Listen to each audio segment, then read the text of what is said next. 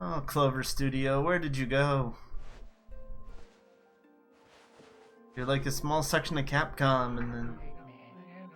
Once upon a time, in a faraway land. Oh, yeah. There was a tiny village by the name of Kamiki. Legend tells of a horrible beast that threatened the residents. I am that beast. It also tells of the wolf that risked it all to protect them. I don't have a wolf head to wear. Controlling the very fabric of existence, this wolf stood up against a beast many times its size and banished the darkness. This ethereal wolf's valiant act ushered in an area of tranquility. An era. The villagers' hearts swelled with respect and adoration of the wolf. Until one day,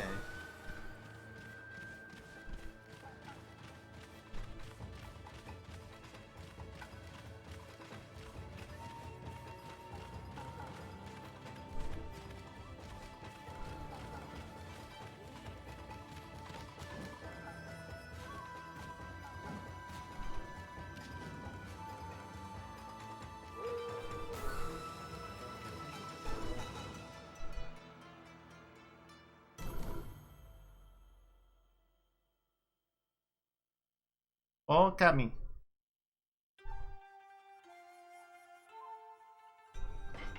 Yeah. Well, we'll get into the game just to make sure, but yeah, it seems a little quiet. Looking at the sliders there. We'll up it just a tad, and then we'll adjust it once we're actually in the game. That'll be more telling of the actual...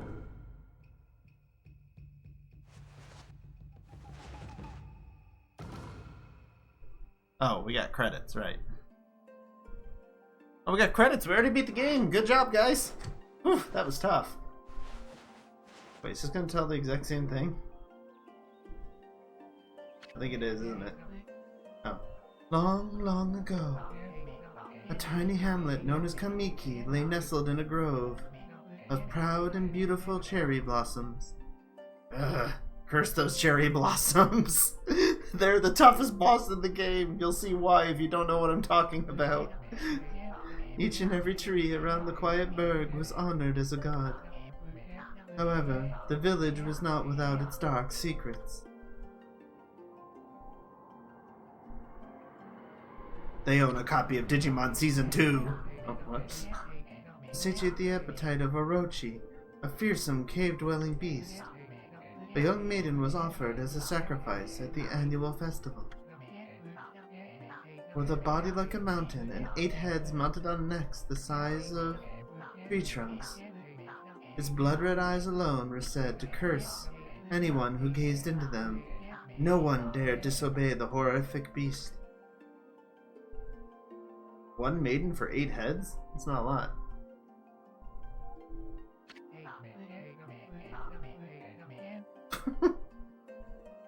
Spirit buttocks. What? When the night of the sacrifice drew near, a mysterious white wolf appeared outside the village. This wolf, its coast as brilliant as snow, was dubbed Shiranui. The wolf kept a watchful eye on anyone who ventured outside the village and made a habit of patrolling the streets at night. People assumed the wolf to be a familiar of Orochi.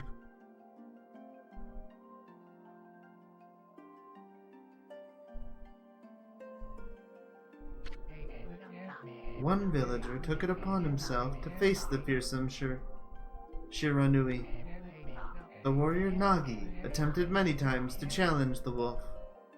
Yes, the mighty warrior Nagi. But attempts were thwarted by Shiranui's swift movements.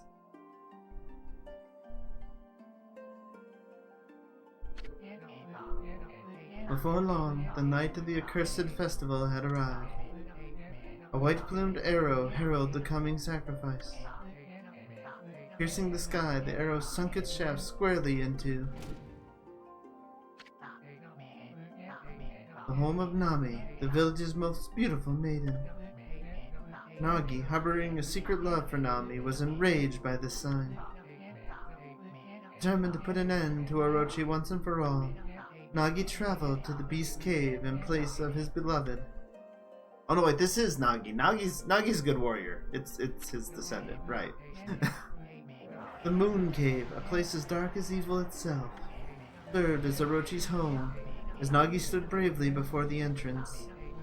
A beast appeared, eyes glowing crimson upon 8 thrashing necks. Orochi stood tall before him, anxious for another sacrifice. Nagi leapt with incredible grace, swinging his blade valiantly. On and on he sliced, well into the moonless night. But Orochi's hide was like steel, the blade left nary a scratch. Oh yeah, that's right, he's got that weird bell stuff in the middle. At long last, Nagi, his energy spent from the intense battle, dropped to his knees, fatigued and gasping for breath. He knew he was staring death in the face. Now he's staring at a wolf's backside, actually. It was then that the wolf appeared. As if to protect Nagi, it stood its ground before Orochi. In the darkness of the cave, the wolf's coat shone brilliantly. Alas, it was Shiranui, the village that dwelled outside the village. Bearing its fearsome claws, Shiranui leapt towards Orochi. Orochi reared its terrifying heads, readying its fangs for battle. The two beasts struggled wildly, thrashing in the darkness.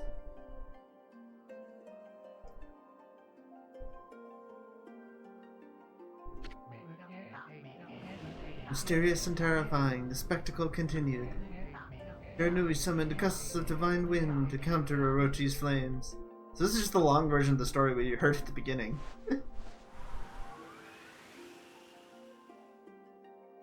The almighty paintbrush. As Orochi closed in on Shiranui, sharpened claws glistening, a gigantic, wow, that word was hard, tree suddenly sprouted forth, shielding the wolf. Shiranui fought gallantly to gain the upper hand, however.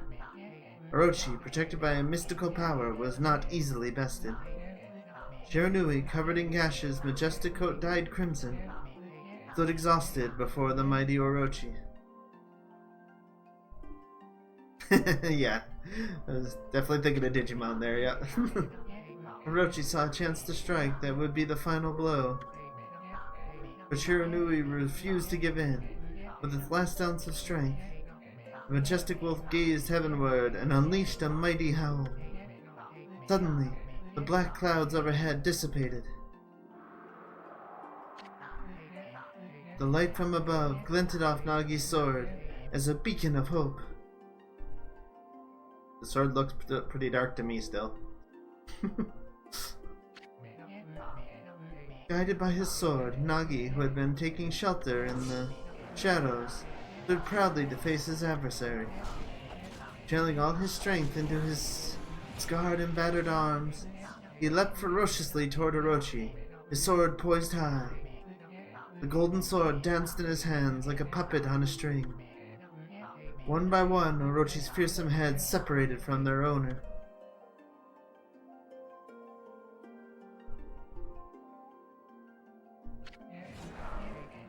Orochi's broken body collapsed in a lake of its own blood. In that instant, the curse that plagued the villagers was lifted. The battle subsided, the sun shone once again in the sky. Shiranui had succumbed to Orochi's poison and struggled to breathe. Nagi scooped the beast into his arms and returned to Kamiki.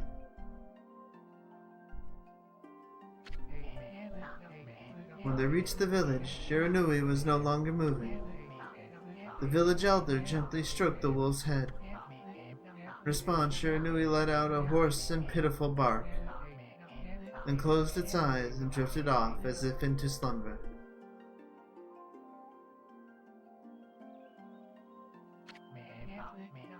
Peace had at last returned to Kamiki village.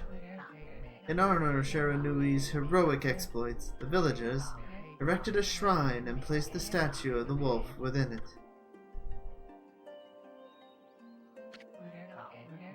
Nagi's sword was christened Tsukuyomi and placed inside the moon cave. The villagers all looked forward to an age of endless peace.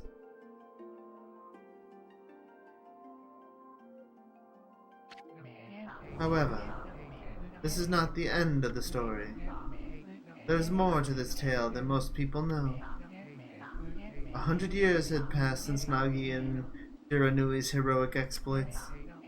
It happened so quickly that no one in the village even took notice.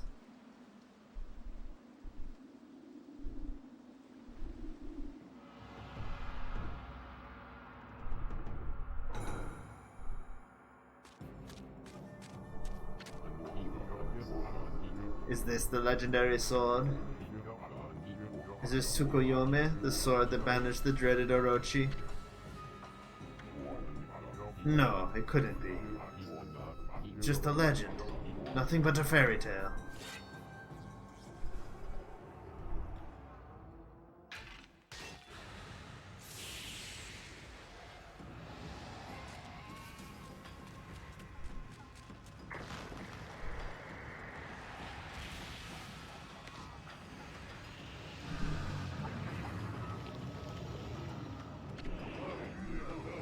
Oh, he who seeks power, he who has broken my bonds.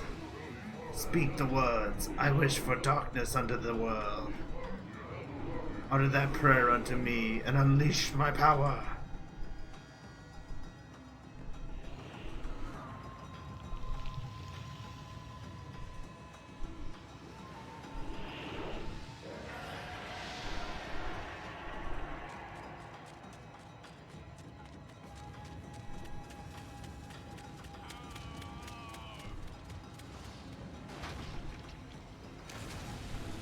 Take that, pavilion.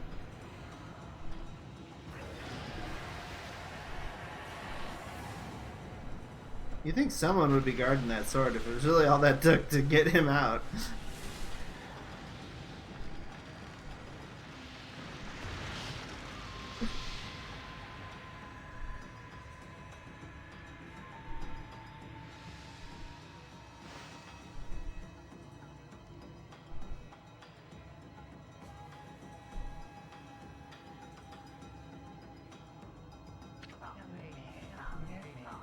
A horrible tragedy suddenly swept over the land. I like both of those answers. However, there was one village that seemed to escape the terrible curse. The tiny settlement of Kamiki Village enjoyed the protection of a sacred tree. Hello, Natsuki, welcome. This is Okami. It's here that the real story begins. A game that deserves far more recognition than it gets. We're only just starting because this was a Jackbox nice. I don't know, it's very Japan, so... What sprite? Sakuya. How troublesome. This is just like the ancient prophecy of doom. Oh well. Guess we're all doomed. What has transpired to bring about such calamity? Must act quickly. There is no time to lose. Our power has diminished over the years. I spent protecting the area. I don't have much time left in this world. Oh, Tarasu, now is the time. We've never needed your power more. Shine your divine light upon this broken and polluted world. Let your heavenly rays become our hope as you guide us all. I'm doing alright. It was kind of a quiet night, that's how we got over to this game. A little tired, but, you know.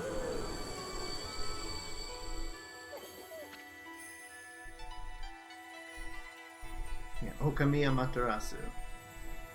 So the thing I don't know is, was this Shiranui and she just, by giving her the divine, I don't remember, was her name always Amaterasu and they just didn't know? Ah, such divine white light, such beauty and grace. I forget.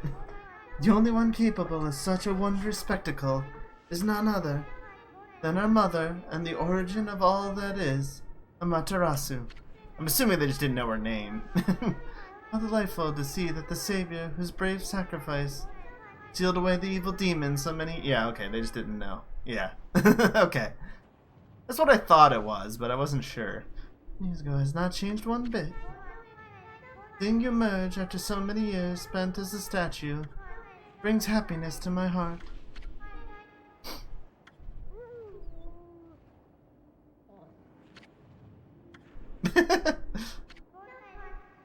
Matarasu, gaze above you and take in the condition of the sky. Since your untimely departure from our midst, the world has succumbed to devious and vicious beasts. Well, that only happened in the last minute, apparently. Until then, we were good, lady.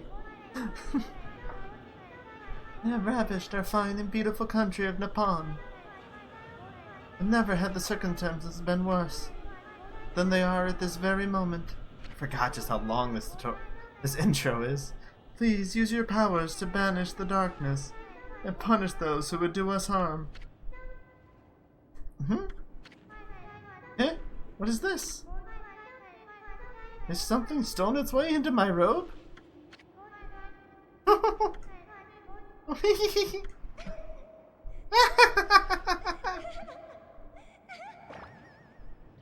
Oh, very Japan, thank you.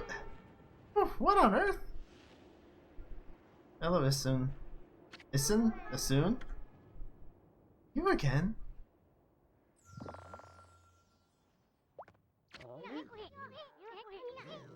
Ow, ow, ow, ow! Are you nuts?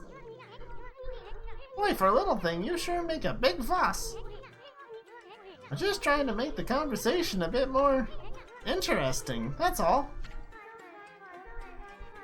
Were you napping in my clothes again, Bug?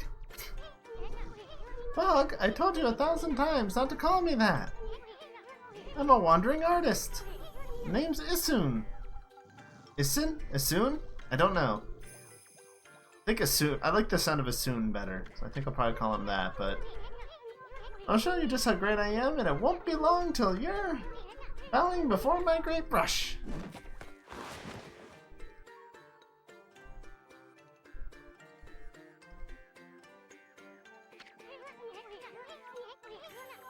Well, I mean, not a bad artist, but well, what do you think? Even cuter than the real thing, no? Yeah. What's with you, Furball? You look kind of down in the dumps. Actually, you look kind of familiar. Got it. You look just like that statue of Shiranui.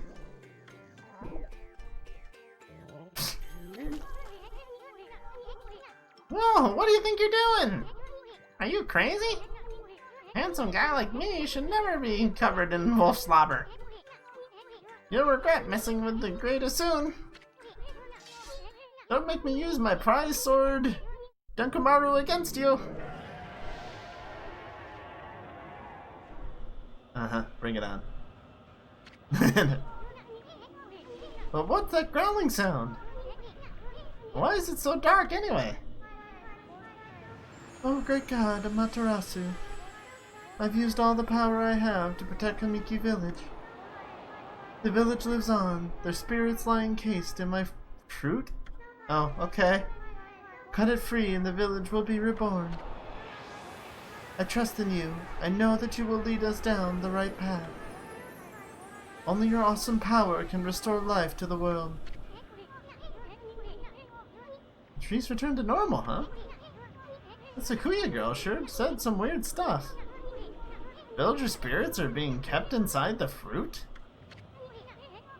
That's the fruit. That girl said that if you cut it down, the village will be restored. Did you forget what she said 5 seconds ago? But it's awfully high up there. You don't use some kind of special power, there's no way you're gonna reach it. Darkness is really getting to me, too. A lot can happen while you're taking a nap. It's how I painted in the first place. I guess I can't paint yet, so... None of the shoulder buttons are doing anything. I know it's one of the shoulder buttons to do that, so...